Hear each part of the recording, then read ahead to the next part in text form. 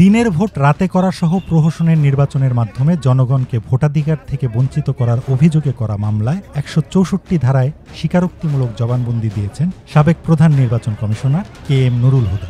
মঙ্গলবার ঢাকার chief metropolitan magistrate আদালতের additional chief metropolitan magistrate Ziadur Rahman এই জবানবন্দি রেকর্ড করেন। পরে নুরুল হুদাকে কারাগারে পাঠানো হয়েছে।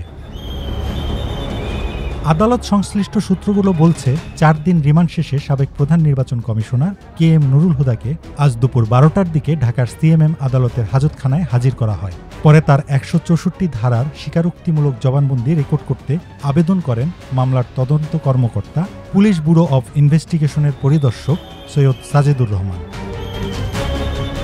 আবেদনে বলা হয় ২০১৮ সালের ৩০ ডিসেম্বর জাতীয় সংসদ নির্বাচনে দিনের ভোট রাতে করে ব্যালট বাক্স ভর্তি রাখার ঘটনার কথা স্বীকার করেছেন নুরুল হুদা।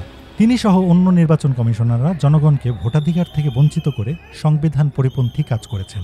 নির্বাচনের আচরণবিধি লঙ্ঘন করে আইনশৃঙ্খলা রক্ষাকারী বাহিনী ও ভোটকেন্দ্রের দায়িত্বে থাকা ব্যক্তিদের দ্বারা দিনের ভোট রাতে করে ব্যালট বাক্স ভর্তি করা হয়।